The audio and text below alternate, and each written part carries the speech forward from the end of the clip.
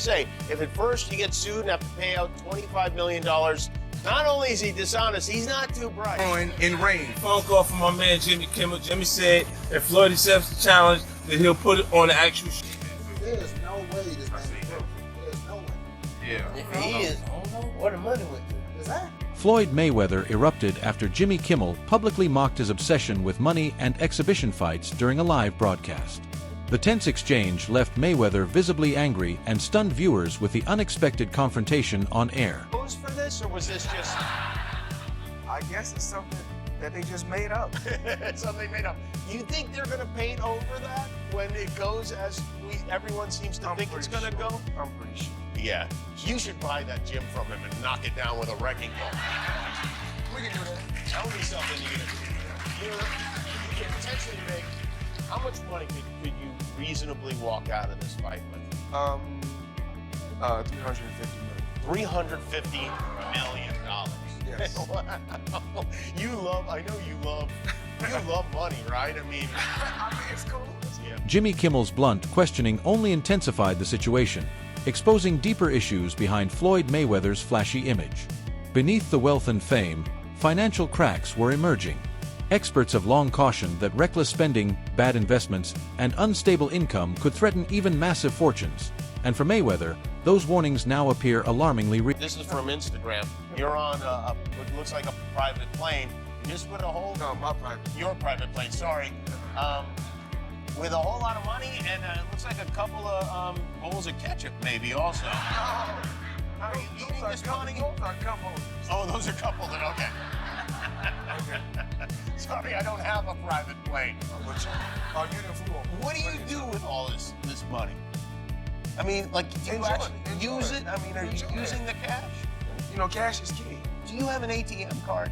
I'm the human ATM. Floyd Mayweather was recently seen walking through New York City, pointing at various buildings and claiming ownership, projecting an image of enduring wealth and real estate dominance. However, this narrative quickly unraveled when investigative sources confirmed that many of the properties he highlighted were neither registered in his name nor linked to any of his known business entities.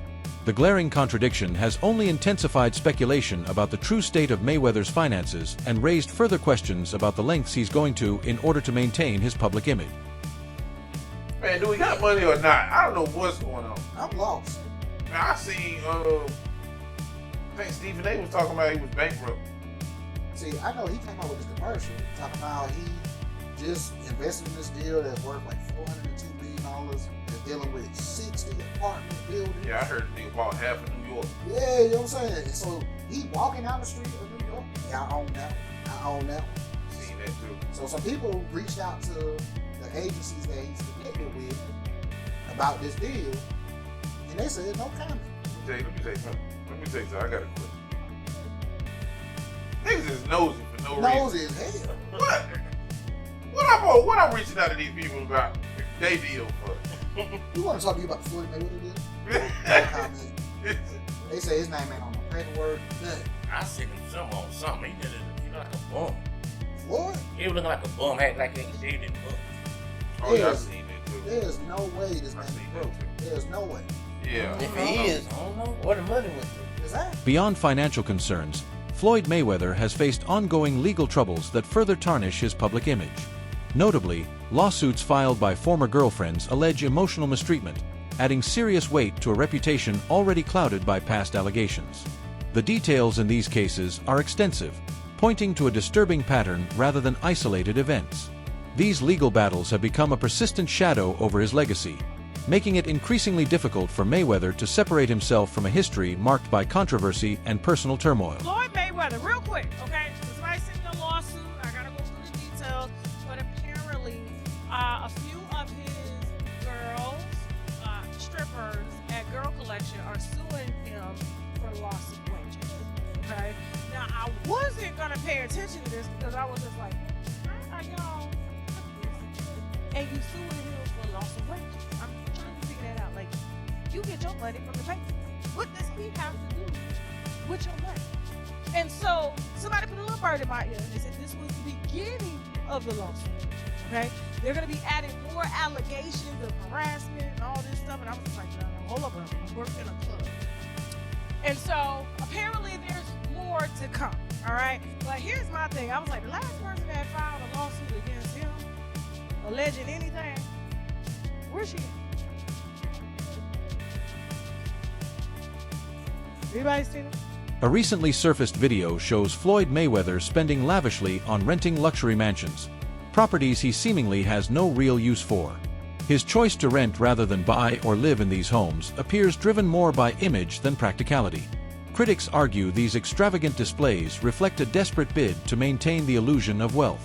For someone who brands himself a financial mastermind, this pattern points more toward recklessness than calculated strategy. Just signed a deal to lease an apartment in Midtown Manhattan. He's going to be paying $100,000 per month for this place. Here's the apartment, you guys. It's got 5 bedrooms, 7 bathrooms, 4,000 square feet, and the place is pretty epic, I'm not gonna lie. The description says that this is a double unit and it is a corner unit, so you got a ton of natural light in here. Do you think this place is worth $100,000 per month? Why would Floyd spend $100,000 a month on this apartment? If I had to guess, it would be a combination of owning something is just kind of a liability. Plus, I'm pretty sure whenever you rent a place versus buy a place for business purposes, you're able to write off more of that lease payment. So if I had to guess, that $100,000 per month is going to be a pretty big write-off for him based on how he plans to use it. In what many viewed as damage control, Floyd Mayweather released a video highlighting his real estate holdings across the U.S.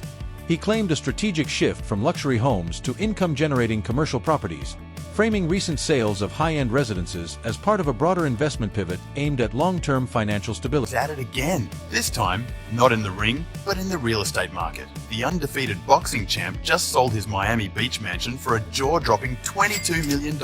Let's break down the numbers and see why Floyd's still living up to his nickname. Mayweather originally bought this stunning waterfront property in 2021 for $18 million.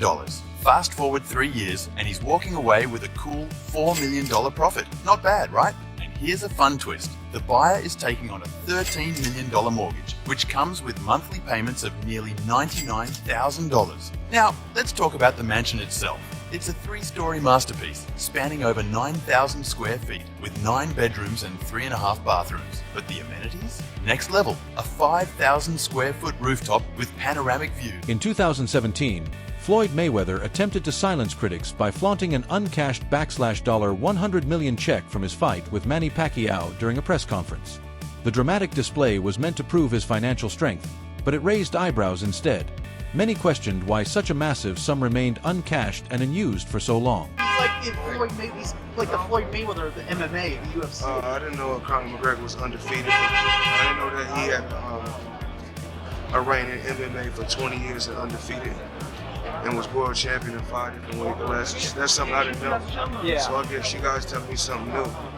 You say he's the Floyd Mayweather of the MMA. Well, do you? I mean, if you say he's the Floyd Mayweather of the MMA, I'm trying to find out. Have you ever made $300 million in one night? Have you ever made $100 million in one night?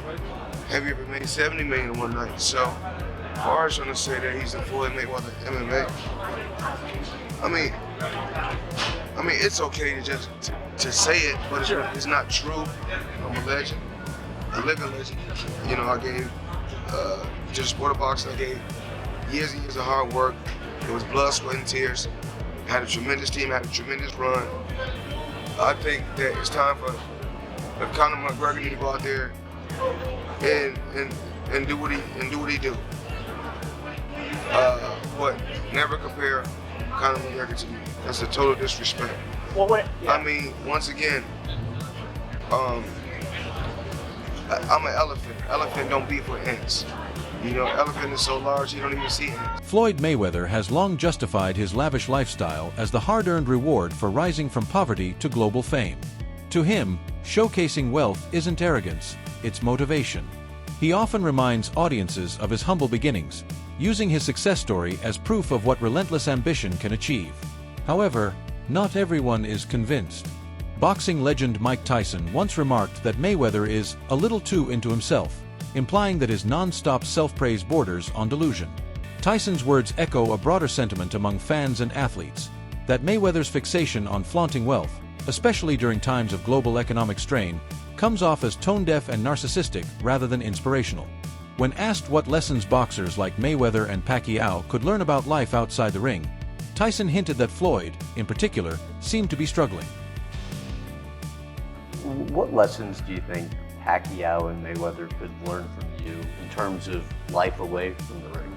Well, Floyd seems to be going through some stuff like me right now, you know, like realizing no one's his friend and everybody's probably, even though I even hate to say it, maybe everybody's kind of a little jealous of him, you know, because he is Floyd Mayweather. I know these other guys got their money, but this guy is champ of the world, you know. It's hard to compete with that. So he's pretty big on those scales as far as on the celebrity scale. So he's gonna realize what life is all about, what friends are all about. Realize that we only have a few of them.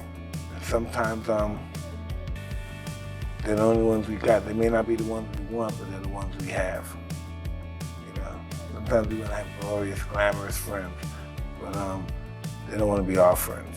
Mayweather's obsession with proving his financial superiority resurfaced when he compared his earnings to Anthony Joshua's, boasting about making $74 million in gate revenue without relying on large crowds.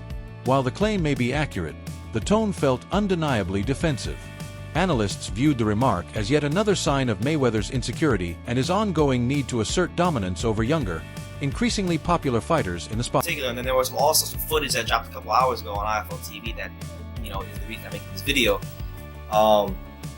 He made some comments about Anthony Joshua and compared, you know, I guess, you know, his, you know, because, you know, he talks about his money a lot, so he compared, like, I guess, his fight with Pacquiao to Anthony Joshua, and he was saying, like, you know, basically, they didn't need 100,000 or 90,000 people to do X amount of dollars. You know, here, I'm gonna let you listen to it. Here's what he had to say verbatim. Here's what Floyd said about Anthony Joshua. Talk about that. I was in the Guinness Book of World Record for breaking all the records. You didn't tell them that? Of course you have. For generating what billions in the sport of boxing, that for having the fastest sellout crowd. But I mean, and, you know, those guys done, you know. And I was watching a fight when I was at my Miami house. I was at my Miami home. I was watching a fight with Crystal and the guy Joshua, and they said that this is electrifying, sort of like the Pacquiao and Mayweather. And I said, well, we didn't have to have all those hundreds of thousands to do a $74 million game. So, and like I said before, but those guys put on a hell of a show. Like I said before, you know, I'm just on another planet, and you definitely know it, because you've been around for years, and you see the same thing over and over and over. All right, so there you have it. Mayweather basically saying that, you know, he's on another planet and all this stuff, and that, you know, they didn't need 90,000 people and all this stuff. But I mean, let's look at it like this. Oscar de la Hoya, a longtime rival of Floyd Mayweather, has accused him of blatant hypocrisy. De la Hoya pointed out that while Mayweather often mocks YouTubers and crossover fighters like Ryan Garcia, he's profited immensely from the same crowd, earning millions through exhibition bouts against social media stars. By dismissing others as mere influencers, Mayweather undermines his own actions and credibility. This kid Ryan Garcia, Tank got his followers from kicking ass. Ryan Garcia got his followers from YouTubers. There's a difference. So you want to be a YouTuber or you want to be a fighter? Tank is a fighter. Oh, fuck. So Ryan Garcia's not a fighter? He's been fighting since he was 7 years old. He has 200 plus amateur fights. I don't care where his followers come from, and they come from fucking Mars. The fact is that Ryan's followers are selling this fight. And plus, don't you remember you fought YouTubers? Are you putting YouTubers down? You profited from them. I can't with you, dude. You're fucking dumbass. I can't wait. April 22nd, Ryan Garcia fucking knocking out Tank Davis. De la Hoya and others believe Mayweather is seeking attention or money, pointing to his frequent media appearances and controversial statements as efforts to regain public interest. His post-retirement career is centered on exhibition matches, easy paydays against non-professionals like YouTubers and MMA fighters, offering minimal risk and massive profit. There's somebody since I'm 8 years old. This was my idol. It's a tremendous honor, but make no mistake, June 11th, I'm bringing bad intentions to that man, and I don't care if an exhibition or not. You signed to fight me, it's no quarter, so it's kill or be killed.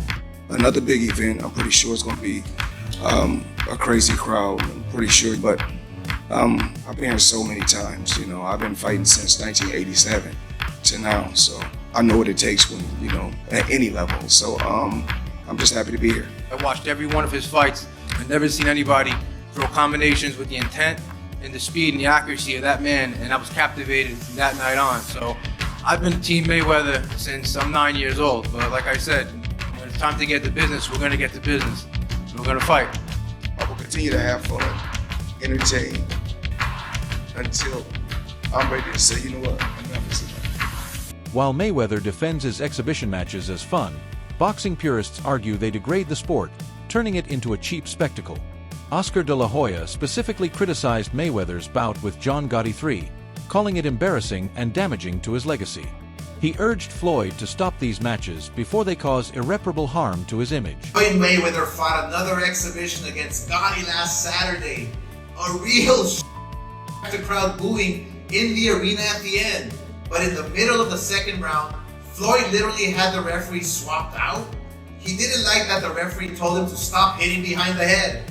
Floyd is used to having the refs do whatever he wants, and he wasn't getting his way this time. It was so embarrassing. Floyd, you're 50 years old. You're a legend in the sport. I've stood up for you in countless interviews, including Shannon Sharp's podcast last week. But you have to stop embarrassing yourself with these exhibitions. I know life is hard. I know life is expensive. But come on, dude, put your legacy first. Nobody wants to remember you like this. And it gets worse. Your jeweler filed a lawsuit against you in Miami. And many are saying you're gonna have to sell off your assets. I hate seeing this happen, bro. In a resurfaced moment, Jimmy Kimmel joked about challenging Floyd Mayweather to a reading test on air, echoing a long-standing feud with 50 Cent, who once dared him to read a page from Harry Potter.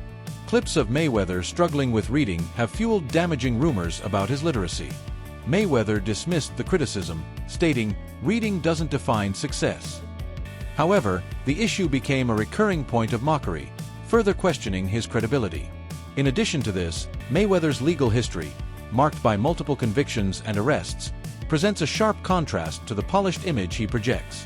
Fans and commentators are left wondering how someone with so many red flags continues to operate so publicly without facing more scrutiny. Smith just publicly thanked Floyd Mayweather, but a lot of people are calling him out for that. And where it all began was right after Will Smith slapped Chris Rock at the Oscars, which Will Smith said almost ended his career. With Will Smith apologizing and getting a 10-year ban from the Oscars, and he said many celebrities would not return his calls. And the only exception was Floyd Mayweather, who called up Will Smith every day for 10 days straight. With Will Smith saying that the only reason Floyd Mayweather called was just because he wanted to make sure he was okay. And Will Smith said before that he only met Floyd Mayweather a couple times before, calling him an acquaintance, but now would call him a friend for life. But I don't think Will Smith should be saying this because Floyd Mayweather was arrested in 2002 for punching two women at his nightclub. And due to that, he had a 1-year suspended jail sentence in 2004. And then he was arrested again for assaulting a bouncer at a nightclub, getting another 90-day suspended sentence. Then was arrested for beating up his ex-girlfriend Josie Harris, which his son, when he was 10 years old, testified against his father, saying he was assaulting his mother. So Will Smith is not a bad guy, but clearly made a mistake at the Oscars, and it's not a good idea for him to go befriend Floyd Mayweather. Because life's ultimately about who you associate with, and with that, I'm Charles Pearl. I hope you learned something. Boxing icon Roy Jones Jr. recently criticized Floyd Mayweather's legacy, arguing that he shifted the sport's priorities. While Mayweather made tremendous money, Jones said, he did so for personal gain rather than for the sport. According to Jones, Mayweather's focus on wealth over honor has transformed boxing's culture from one of legacy building to profit chasing. This sentiment resonates with many frustrated fans. Despite his undefeated 50-0 record and massive earnings, Mayweather's image is slowly unraveling due to accusations, lawsuits, questionable spending habits, and behavior, leaving doubts about the lasting impact of his legacy. He did a great job, but he's did it for himself, and it worked for him. But everybody now wants the Mayweather concept, because Mayweather made so much money, staying undefeated, waiting to the right time to fight Pacquiao, fighting the right people to fight at the right time. He monopolized the business. But the problem was, it only made him money, and the people he was fighting. It didn't make money for the whole sport. So what he did himself a great job, but it hurt the sport. Because now everybody wants to fight, stay undefeated. You understand me? Me, it's like when two guys get here, they gotta meet. Wait. They was here 5 years ago. They should have met. You understand me? Because now, we probably could have got 3 good fights out of it. You understand me? But because we waited too long, the problem people don't understand is, Tomorrow's not promised to nobody. Guess what? Floyd Mayweather now faces significant challenges, with allegations of a $42 million theft threatening his once untouchable image. His trusted security figure, Big Adam, is under scrutiny, and investigations continue to unfold. As the pressure mounts, fans and critics question if Mayweather's empire is more fragile than it appeared. Despite being one of boxing's biggest names, his legacy is crumbling under a cloud of growing scandals and lies. From shady investments to exhibition gimmicks, his credibility is taking major hits. Once respected for his skill, Mayweather is now seen as a fallen icon, desperately clinging to relevance and exposing the cracks in his empire. Being from Vegas, he had, went back to Vegas and Florida and picked him up. And so it was around late December. He had hit me and said, "Hey man, Floyd is getting rid of one of his dudes. If I can get you over here, we can work." And just me wanting to change the pace at the time, I was like, yeah, hell yeah. So Floyd was coming down to playing a celebrity game with Team Watson. And so it was like December the 14th or something like that. So I asked one of the dudes to cover me, and I went over to the Van Nuys airport and met him. And so, Church had already told him about me. Big Mark, rest in peace, had told him about me. And so when I met him at the airport, he got off the plane, looked me up and down, was like, "Big Church, you good?" Church was like, "Hell yeah." "Big Mark, you good?" He's like, "Hell yeah." He's like, "All right, yeah, he on." Yeah. So I started with Mayweather December 28th, 2007. That's it for today's video. Stay tuned for more updates and insights in the next one.